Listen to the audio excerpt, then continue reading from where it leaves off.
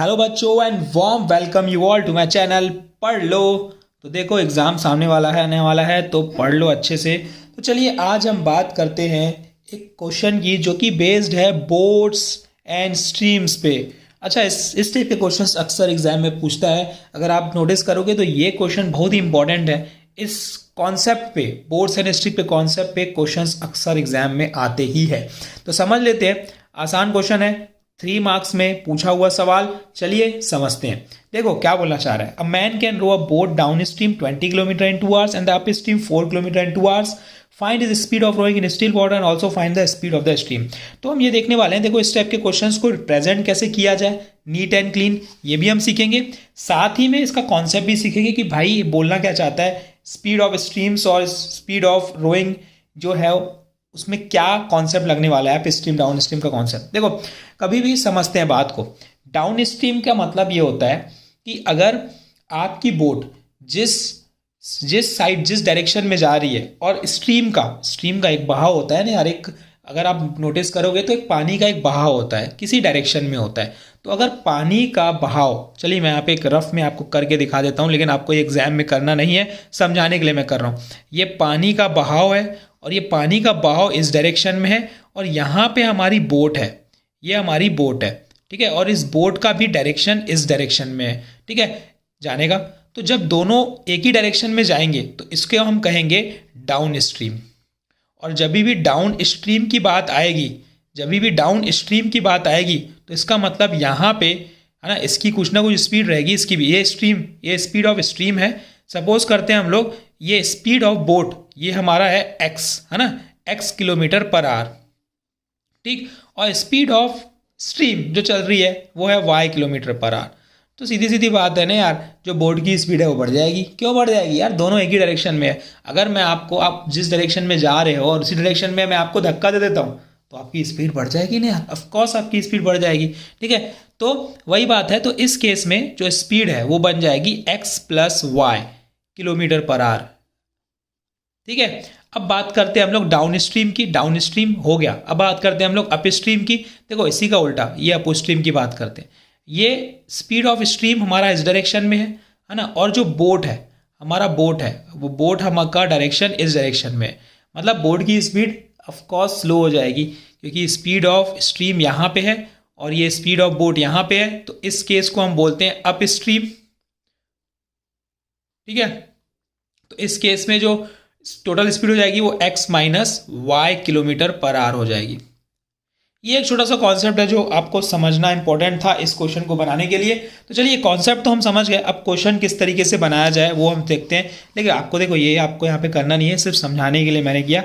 जो मैं अब लिखूंगा ये आपको एज इट इज ऐसा लिख सकते हो आप, ठीक है। तो चलिए देखिए इस क्वेश्चन की बात करते हैं। अब मैन कैन रो, सबसे पहले हम क्या करेंगे, इस क्वेश्चन में लेट करेंगे। लेट किसको किया जाता है, देखो लेट हम करेंगे let the speed of rowing in still water b कितना हो जाएगा, x किलोमीटर पर आवर, ठीक है। वैसे ही एंड स्पीड ऑफ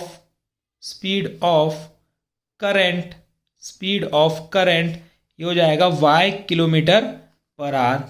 तो स्पीड अप स्ट्रीम है ना, स्पीड अप स्ट्रीम में कब क्या हो जाएगी, speed of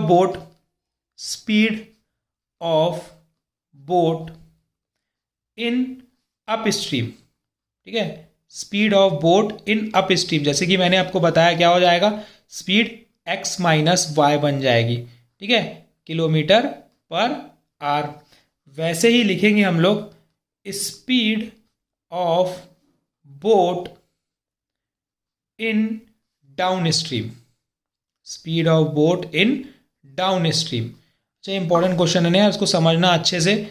x plus y kilometre per hour, ये बन गया हमारा। अब क्या करना है, देखो अब क्वेश्चन बोलते हैं, main road boat downstream 20 kilometre in 2 hours, 20 kilometre down stream जा रहा है कितने, 2 घंटे में। तो मुझे पता है कि टाइम का फॉर्मूला, इसमें जो टाइम का फॉर्मूला होता है वो क्या होता है, डिस्टेंस अपॉन स्पीड। लेकिन जब डाउन स्ट्रीम जा रहा है ना, तो उस केस में पहला केस नंबर 1 की बात करेंगे। जब डाउन स्ट्रीम जा रहा है तो उसका केस का पहला केस में क्या बनेगा वो देखते हैं। पहले केस में जो बनने वाला है टाइम, डाउन स्ट्रीम के केस में क्या बनेगा, टाइम हमारा 2 घंटा है ना, डिस्टेंस हमारा, डिस्टेंस की बात करेंगे तो 20 kilometre divided by down stream था तो x प्लस वाई। तो यहाँ से एक इक्वेशन मिलेगी आपको x plus y equal to 20 divide by 2 that is 10। ये मिल गई इक्वेशन नंबर 1। अच्छा, केस नंबर 2 की बात कर लेते हैं। केस नंबर 2 कौन सा, अप स्ट्रीम का केस। अप स्ट्रीम के केस में देखो बोल रहा है अप स्ट्रीम जा रहा है 4 kilometre in 2 hours, again 2 hours, ठीक है, कितना 4 किलोमीटर की 40 किलोमीटर, 4 किलोमीटर, ठीक है, डिवाइडेड बाय कितना x माइनस वाई। वो हमारा डाउन स्ट्रीम केस था, ये हमारा अप स्ट्रीम केस है। तो यहाँ पे x माइनस वाई की वैल्यू हो गई 4 divide by 2 that is 2, equation number 2। अब हमें करना है सॉल्विंग 1 एंड 2। तो मैं यहाँ पे अलग से यहाँ पे सॉल्व कर लेता हूँ, यहाँ पे लिख लेता हूँ मैं क्या भाई, सॉल्विंग